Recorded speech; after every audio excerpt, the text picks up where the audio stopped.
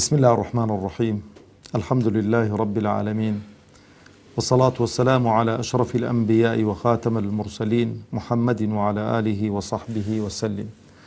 ربنا هب لنا من لدنك رحمة وهيئ لنا من أمرنا رشدا. ربنا أرنا الحق حقا وارزقنا اتباعه، وأرنا الباطل باطلا وارزقنا اجتنابه. ربنا اغفر لنا ولإخواننا الذين سبقونا بالإيمان، ولا تجعل في قلوبنا غلا للذين آمنوا ربنا إنك رؤوف رحيم. آمين. برایانی بەڕێز و خۆشەویست، خۆشحاڵم کە لە دەرسێکی دیکە بە خزمەتان دەکەمەوە لە شەرحی مەتنی عەقیدەی تەحاوی. خوای گەورە تەبارەک و تەعالا بە گەورەی و عەزەمەتی خۆی ئەو دەرسانە بخاتە تەرازوی حەسەناتمان و تەرازوی چاکەکانمانی پێ قوڕسکە و عاقبەت خێرمان بکا، سەربەرز و سەرفرازی دنیا و قیامەتمان بکاتن، داهاتوومان لە ڕابردوومان باشتر بکا ئینشاءالله. گەیشتینە فەقەڕەی وەنؤمن بالكرام الكاتبين فإن الله قد جعلهم علينا حافظين. ئەمە لە دەرسەکانی ڕابردوو باسی مەلایکەتانمان کرد، بەڵام لێرانە شەیخی تەحاوی ڕەحمەتی خوای لێ بێ هاتووە باسی وەزیفەی هەندێک مەلایکەتان دەکات، بۆی کە ئینسان ئاگادار بێتن و بە تایبەتیش ئەو قەزیانەی کە غەیبن لەبەر چاونین کۆیچێکە لە غەیبیات لە چوارچێوەی قورئان و سنەتی پێغەمبەردا عەلەیهی سەڵات وسەلام عەفوەن ئینسان دروستەکە قسەی لێ بکات و زەروریشە. طبعاً بە گوێرەی قورئان و فەرمودەکانی پێغەمبەری خوا عەلەیهی سەڵات وسەلام هەموو ئینسانێک دوو مەلایکەتی لەگەڵدان، بێزگە لە حافظە. ئەو دوو مەلایکەتە پێیان دەگوترێ کیرام کاتبین. ئەو دوو مەلایکەتە یەکیان موەککەلە بە نووسینی چاکەکان، یەکیان موەککەلە بە نووسینی خراپەکان. خوای پەروەردگار دەفەرمێ وئین عەلەیکم لەحافظین کیراما کاتبین. لەو لەحزەیەی برا بەڕێزەکانی خۆم ئینسان کە مکەلەف دەبێ، تەکلیفی شەرعی دەکەوێتە سەر، هەموو هەڵسوکەوت و قسەکانی تۆمار دەکرێن بە چاکە و بە خەرابە. حتا عولەما دەفەرمون ئەو شتانەی کە پاداشت و سزاشیان لەسەرنی ئەوی شەر تۆمار دەکرێن. خوای پەروەردگار تەبارەک و تەعالا ئەو شتانەی کە پاداشت و سزایان لەسەرنی ئەوانە ڕەش دەکاتەوە و ئەوانەی دیکە دەمێننەوە. لەبەرەوە ئینسان دەبێ ئاگاداری قسەکانی خۆی بێ، ئاگاداری هەڵس و کەوتی خۆی بێ و ئاگاداری زمانی خۆی بێ. لەبەرەوەش پێغەمبەری خوا عەلەیهی سەڵات وسەلام دەفەرمێ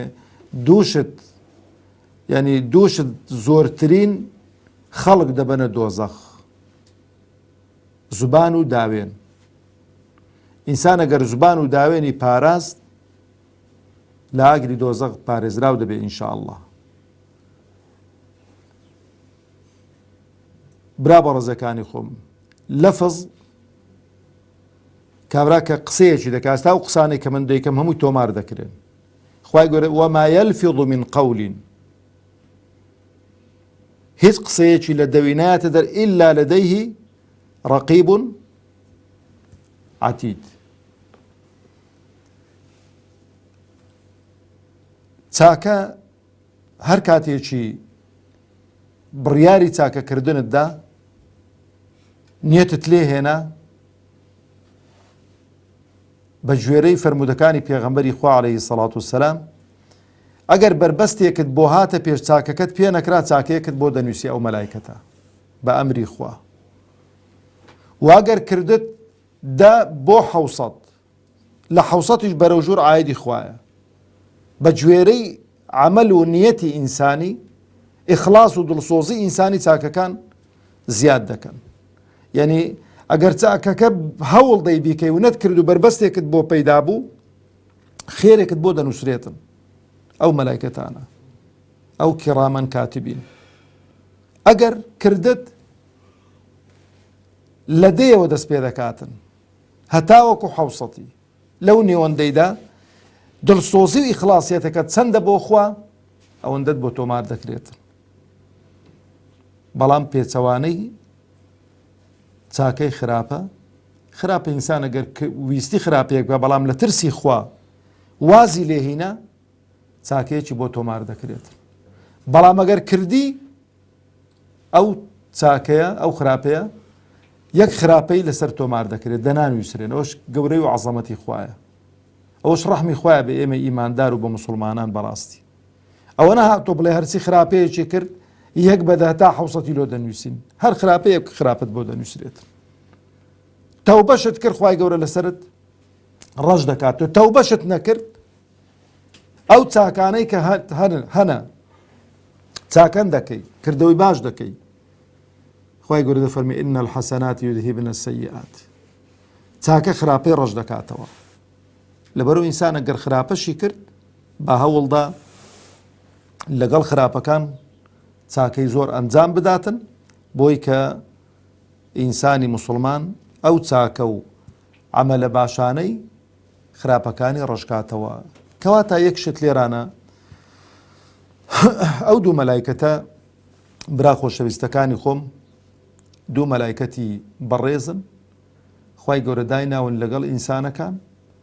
ئینسان ئەوانە دوو سجلیان پێن، ئەو سجلانە لەو دەقەی کە ئەتوو بە خەبەری حەرەکات و سەکەنات دەکەی ئەوانە دەنووس.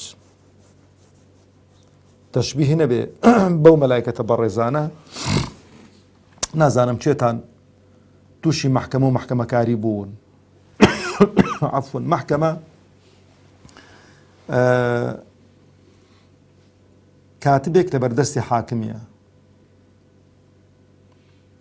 کە حاکم قسان دەکا هەرچی دەڵێ ئەوە دەنووسیتم، بەردەوام دەنووسی، هەر سەریش بەرز ناکاتەوە، بەس گوێ لە قسەی حاکمی و دەنووسی. ئەو مەلایکەتانە ئاوانە. لەبەرەوەش پێغەمبەری خوا عەلەیهی سەڵات وەسەلام دەفەرمێ ئاگاتان لە سوبانی خۆتان بێت، ئاگاتان لە سوبانی خۆتان بێتن. برا بەڕێزەکانی خۆم، ئینسان باوەڕبوون بە مەلایکەتان و بە تایبەتیش ئەو مەلایکەتانەی کە وەزیفەیان بۆ دیاری کراوە ڕوکنێکە لە ڕوکنەکانی ئیمان. یعنی ئەوەی کە باوەڕی وابێ بە قەناعەتەوە بڵێ وەڵا هیچ مەلایکەتێک کار و کردەوەی ئینسان نانووسن و ئەسڵ و ئەساسینە کە برە پێی کافر دەبێت، پێی لە دین دەچێتە دەرەوە. لەبەرەوەش ئەفکار و بیر و بۆچوون و تەسەوڕاتی عەجایب دەبینین، بەڵام ئێرە جێی حیساب و کتاب نییە. خوای گەورە تەبارەک وتعالە هەرچی پێی خراپ دانا پێی خوار دانا خوای گەورە محاسبەی کات و ئینتقامی لێ وەربگریتەوە. دێنە سەر مەلایکەتانێکی دیکە، فەقەڕەی دیکە دەفەرمێ ونؤمن بملك الموت الموكل بقبض أرواح العالمين. برا بەڕێزەکانی خۆم، خوای پەروەردگار تەبارەک وتعالە مەلەک المەوتی دیاری کردووە قەبضی ئەڕواح بکاتن، ڕوحی هەموو خەڵکی هێنانە دەرەوەکەی عایدی چییە؟ عایدی مەلەک المەوتیە. طبعا مەسەلەی ڕوح برا بەڕێزەکانی خۆم لە دەرسەکانی دیکەش باسمان کردووە. ڕوح یەکێکە لە ئەو تایبەتمەندیانەی کە خوای پەروەردگار تەبارەک وتعالە علم و زانستی بە پێغەمبەرانیش نەداوە عەلەیهیمو السەڵات وەسەلام. فەلاسیفە و خەڵکێکی بێئیش خۆیان زۆر ماندوو کردو ڕوح چییە و ماهیەتی ڕوح چییە و هەندیانی ناوە بردو ئاخیری سفر، هیچیان پێوە نەبوو. ئیوا بۆتی ڕوح خوێنە، ئیوایەت ڕوح هەوایە، ڕوح نزانم هیچ. بەڵام ئایا حەقیقەتێکی هەیە؟ بەڵێ حەقیقەتێکی هەیە. ئەو ڕوحە لە ناو جەستەی ئینسان حەرەکات و سەکەنات و قسە و گفتار بە ئینسان دەبەخشێتن. هەر کاتێک کە ئەو ڕوحە هاتە دەر ئەو ئینسانە بێ ڕوح و جان دەمێنێتەوە و لاشەکەی بۆ گەن دەکات. گەلێک جارە من تەشبیهی ڕوح دەکەم، تەشبیه نەبێ بە کارەبا. چۆن کارەبا ڕۆڵی جیاجیا دەبینێ بۆ ئامێرە جیاجیاکان، بۆ گڵۆب ڕۆڵی ڕووناچی دەبینێ، بۆ پانکە ڕۆڵی فێنکەرەوە دەبینێ، بۆ مبەڕیدە ڕۆڵی فێنکەرەوە دەبینێ، بۆ سەماعە ڕۆڵی بەرزکردنەوەی بەیان بە قوتکردنی دەنگ دەبینێ، بۆ سۆبە ڕۆڵی گەرمکردن دەبینێ، بۆ سەلاجە و مجەمیدە ڕۆڵی بەستن دەبینێ بۆی کە شتانە تێک نەچن. ڕۆحیش ئەگە تەماشەکی لە ناو جەستەی ئینسان، هەر ئەعزایەک لە جەستەی ئێمە تایبەتمەندیەکی پێدەداتن. لە چاودا ڕۆڵی بینین دەبینێ، لە گوێزکەدا ڕۆڵی بیستن دەبینێ، لە لووددا ڕۆڵی بۆنکردن دەبینێ، لە دەست ڕۆڵی هەستکردن دەبینێ، لە زوبان ڕۆڵی قسەکردن دەبینێ، لە مەعیدەدا ڕۆڵی هەرسکردن دەبینێ. هەر یەکە و تایبەتمەندیەکی خۆی پێدەداتن. بەڵام کە ئەو ڕوحە هاتە دەر، ئەو ئینسانە بێ ڕوح و گیان دەمینێتەوە و هەمووی دەگەنێ. چۆن سەلاجەیەک پڕی مەوادی بکە، پڕی گۆشتی بکە، پڕی نانی بکە، ماوەیەک کارەباکەی لەسەر بکوژێنەوە، هەمووی بۆ گەنی دەبێت و لە بین دەچێت. ئەو مەلەک المەوتە موەکەلە کە ڕوحی هەموو مەخلوقات بچێشێتن. پرسیارێک لێرە دێتە پێشەوە. باشە جاری وا هەیە یەک لەو پەڕی دنیا هەجەلیا هاتی، یەک لەو پەڕی دنیا، یەک لەو پەڕی دنیا، هەر یەکە و لە وڵاتێکی، هەر یەکە و لە ماڵێکی. ئەو مەلەک المەوتە چۆن پێڕادەگا لە یەک لەحزەدا لە یەک کاتدا ڕوحی هەمان بچێشیتن. ئەو یەکێکە لەو ئەسرارانەی کە ئەمە پێی پێنابین. بەڵام خوای گەورە و عەزیم هەندێک تەکنۆلۆجی ئەمڕۆ وای کردو ئەو شتانە لە مێشتی ئینسان نزیک کاتەوە. یعنی تەماشەکە بەثی قەناتێکی فەضایی لە ئەو کوردستانی خۆمان، باسی کەناڵی پەیام بکەین.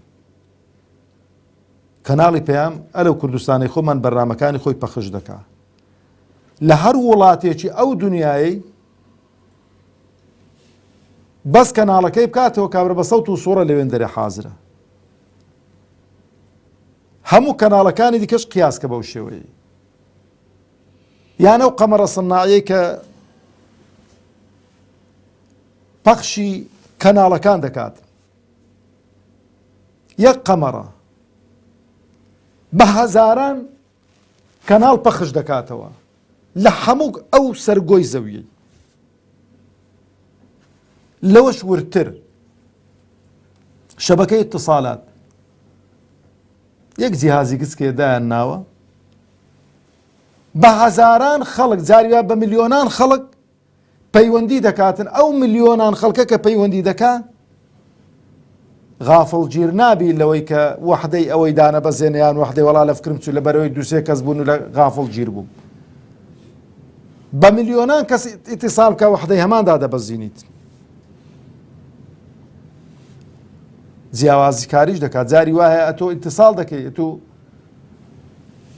مشارەکەی مانگانەت هەیە، وەحدەی توودا نابەزیتن، بۆ چکۆ دەزانی لێوێ دەرێت و مشارەکەی مانگانەت هەیە. ئەوی دیکە نەخێر کاکە ئەوە سنتەکەی کەمترە، سنتەکەت کەمتر لێ دەگوشیتن. ئەگە عەقڵی ئینسان بگاتە ئەو دەرەجەیەی کە ئەجهیزەیەکی ئاوا دروست کاتن بەو شێوەی تەحەکوم بە هەموو سەرگۆی زەوی بکاتن، قسەمان چێ بەرامبەر بەدەسەڵات و گەورەی و عەزەمەتی خوا تەبارەک و تەعالا هیچ. هەوەی خوای گەورە کون فەیەکوونە. کەواتە مەسەلەی مەلەک المەوت ئەوە یەکێکە لەو تایبەتمەندیانە کە خوا پێی داوە، دەسەڵاتێکی پێداوە لە یەک کاتدا دەتوانێت لە هەر شوێنێکی بێتن بە هەزاران خەڵک پێکەوە ڕوح بچێشیتن. ئەو جابرا بە ڕێزەکانی خۆم بڕیارەکە لەلایەن خوای پەروەردگارەوە دەردەچێت. خوای گەورە کە دەفەرمێ قل یەتەوەفاکم مەلەک المەوت الذی وکیل بیکم، مەلەک المەوت ڕوحەکان دینیتە دەر. بەڵام خوای چێە بڕیاری مردنەکە دەدا؟ الله يتوفى الأنفس حين موتها والتي لم تمت في منامها فيقضى عليها الموت هەتا ئاخری ئاەتەکەی. ئەو جەبرا بەڕێزەکانی خۆم لێرانەدا بڕیارەکە لەلایەن خواوە دەردەچێتن. کە بڕیارەکە لەلایەن خواوە دەردەچێت، چێ ئەو بڕیارە جێبەجێ دەکا و تەنفیز دەکا؟ مەلەک المەوت. مەلەک المەوت چی لەسەرە؟ بەس هێنانە دەری ڕوحەکەی لەسەرە. مەلەک المەوت ئەعوانی هەن، دار و دەستەی هەن، مەلایکەتی ڕەحمەت مدى البصر، ملائكتي عذاب مدى البصر. چەند چاوت ئەو دەکە هەمووی ڕێز بوون.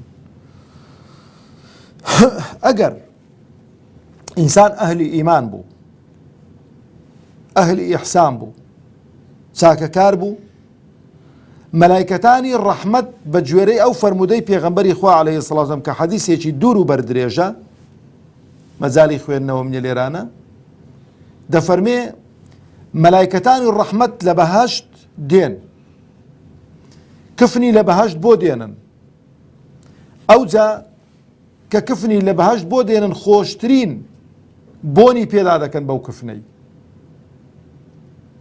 دێن ڕادەوەستن، ئاوا ڕاوەستاون تا چاوت دەبینێتن، چاوەڕێی مەلەک المەوت دەکەن. مەلەک المەوت کە ڕوحی ئەو ئیماندارەی کێشا، یەک لەحزە نایڵن ئەو ڕوحە لە دەستی مەلەک المەوتدا بمێنێتەوە، ڕاست ڕوحەکەی لێ وەردەگرن، کفن و دفنی دەکەن ئەو ڕوحەی ئەو بۆ نەخۆشەشیان پێدا کردووە، بە هەر شوێنێکی دادەچن هەر مەلایکەتی دەڵێن ئەو ڕوحە هیچی ئیماندارێکە، هیچێ پیاوێکی ساڵحە، ئەویش بە چاکترین و جوانترین ناو کە پێی خۆش بۆ لەسەر زەوی پێی بانگ بکرێ دەڵێن ڕوحی فڵان کەسیە، پێچەوانەکەش ڕوحی کابرای کافر، ڕوحی کابرای کافر. کاتێک کە خوای گەورە تەبارەک وتەعالە پێش ڕوحکێشانیان دەفەرمێ وەلەو تەڕە ئیذ یەتەوەفە الەذینە کەفەڕوا المەلائکەةو یەضریبونە وجوهەهم وئەدبارەهم، پێش ڕوح دەرچوونیان لە دەموچاو و لە پشت و لەوانەیان دەدەن مەلایکەت، خوا پەنامانداتن. ئەوجا لە دۆزەخدا کفنی لە دۆزەخ بۆ دێنن، بۆن پیسترین بۆنی پێدا دەکەن بە کفنەکەی، دێن سڕە دەگرن هەتاوەکو مەلەک المەوت ڕوحەکەی دەچێشیتن. ڕوحەکەی کابرای کافر پێغەمبەر دەفەرمێ عەلەیهی سەڵاتو وسەلام کە چاوی بە مەلەک المەوت دەکەوێ، ئەو ڕوحە پەرش و بڵاو دەبێت لەناو ئەو لاشەی ئینسانەیدا، تەمەنای هاتنە دەرەوە ناکات. بەڵام دەفەرمێ مەلەک المەوت ئەو ڕوحەی ڕادەچێشیتە دەرەوە، کە ڕای کێشا دەرەوە دەڵێت چۆن سووفێکی تەڕ،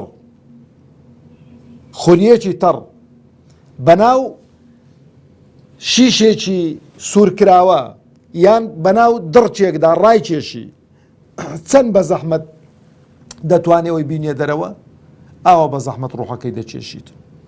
لەو لایەش خوای گەورە تەبارەک وتەعالا باز دەکات کە مەلایکەتان لێی دەدەن کە ڕوحەکەیان هینا دەر، لەک لەحزە نایڵن لە دەستی مەلەک المەوت بینتۆ ئەو مەلایکەتی عەزاب خوا پەناماندار ڕوحەکەیان لێ وەردەگرن، لە ناو ئەو کفنەی دادەکەن و دەیبەن و بە ناخۆشترین ناو هەر کەسێکی دەیگاتی، هەر مەلایکەتێک دەڵێ ئەو ڕوحە پیسە ئیچەیە، بۆگەنە ئیچەیە، پیسترین بۆنی لێ دێتن، بە چ ناوێک زۆر قەڵس بۆ لەو دنیای دەڵێن ڕوحی فڵان کەسە.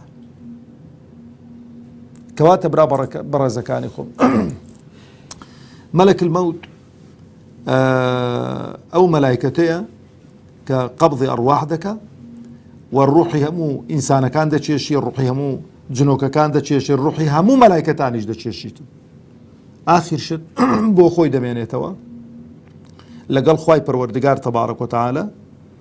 خوای پەروەردگار دەفەرمێ موت یا مەلەک المەوت، بڕیاری مردنی مەلەک المەوت، بەڵام ئاخر ذی ڕوح مەلەک المەوتە دەمریت. ئەویش کۆتایی پێ دەکە، کۆتایی پێ هات جارێکی دیکە خوای گەورە تەبارەک وتەعالە بە گەورەی و عەزەمەتی خۆی ئەو مەخلوقاتە زیندی دەکاتەوە و ڕوحەکان دێنەوە ناو لاشەی ئینسان، بەڵام دنیایەکی دیکەیە و عالەمێکی دیکەیە و حەشر و حیساب دەست پێ دەکا. ئەو جا خوای پەروەردگار دەفەرمێ فەریقٌ فی الجەنە و فەریقٌ فی السەعیر، کۆمەڵێک بە ئەبەدی لە بەهەشتدا دەمێننەوە خوای گەورە لەوانەمان قبولکە، و کۆمەڵێکیش بە ئەبەدی لە دۆزەخدا دەمێننەوە خوای گەورە پەنامان داتن یا رب العالمین. والسلام علیکم ورحمة الله وبركاته.